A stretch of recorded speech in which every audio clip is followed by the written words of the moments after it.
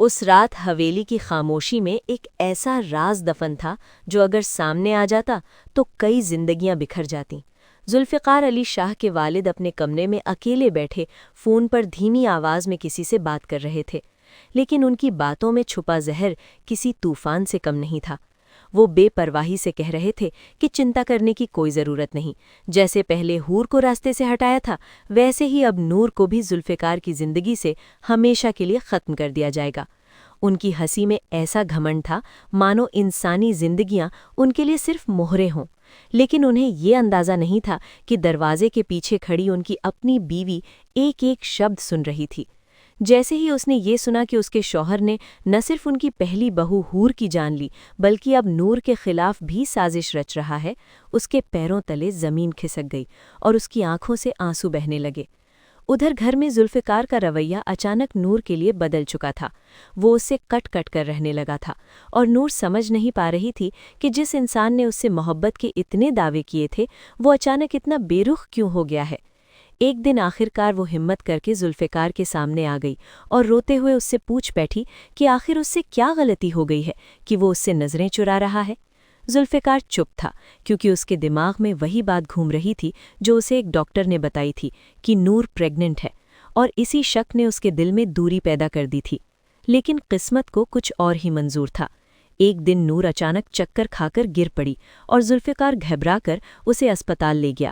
Doctor نے جانچ کے بعد جب کہا کہ نور بالکل پریگننٹ نہیں ہے اور اسے بس کمزوری کی وجہ سے چکر آیا تھا تو ذوالفقار کے ہوش اڑ گئے۔ اس کے من میں سوالوں کا طوفان اٹھ گیا کہ آخر پہلے ڈاکٹر نے اتنا بڑا جھوٹ کیوں بولا تھا۔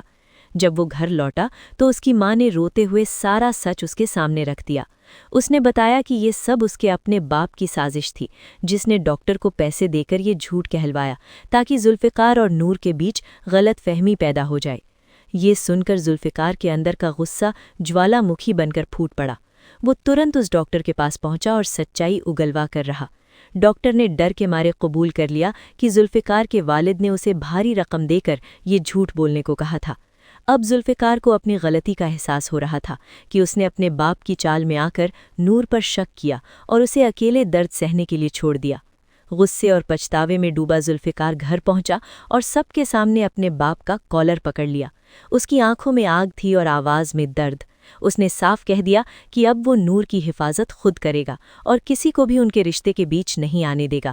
لیکن کہانی یہیں ختم نہیں ہوتی کیونکہ اندھیرے میں ابھی کئی سائے چھپے ہوئے تھے۔ نور کا پرانا شوہر سالار اب بھی اسے برباد کرنے کی ٹھان چکا تھا اور ایک پارٹی میں اس کی ملاقات ماریا سے ہوئی جو خود ذوالفقار کو حاصل کرنا چاہتی تھی۔ دونوں کے دلوں میں نفرت اور بدلے کی آگ تھی، اس لیے انہوں نے ہاتھ ملا لیا اور ایک خطرناک سازش کی شروعات کر دی۔ اب ان کا مقصد تھا نور اور ذوالفقار کی زندگی کو پھر سے تباہ کرنا۔ ادھر ذوالفقار کو بھی اب احساس ہو چکا تھا کہ اس کا سب سے بڑا دشمن کوئی باہر کا انسان نہیں بلکہ اس کا اپنا باپ ہے۔ اب اس کے سامنے سب سے بڑا سوال یہ تھا کہ کیا وہ اپنے باپ کے گناہوں کا حساب قانون سے دلوائے گا یا خود انصاف کرے گا۔ محبت کی اس کہانی میں ہر موڑ پر دھوکہ، سازش اور امتحان ہے، لیکن ایک بات ہمیشہ سچ رہتی ہے کہ سچ چاہے کتنی بھی دیر سے سامنے آئے، آخرکار جیت اسی کی ہوتی ہے۔ اس کہانی کا سب سے بڑا سبق یہی ہے کہ رشتوں کی بنیاد بھروسے پر ہوتی ہے، اور جب بھروسہ ٹوٹتا ہے تو سب سے مضبوط رشتے بھی بکھر جاتے ہیں۔ لیکن اگر سچائی اور ہمت ساتھ ہوں تو ہر سازش کو ہرایا جا سکتا ہے، اور ہر اندھیرے کے بعد ایک نئی صبح ضرور آتی ہے۔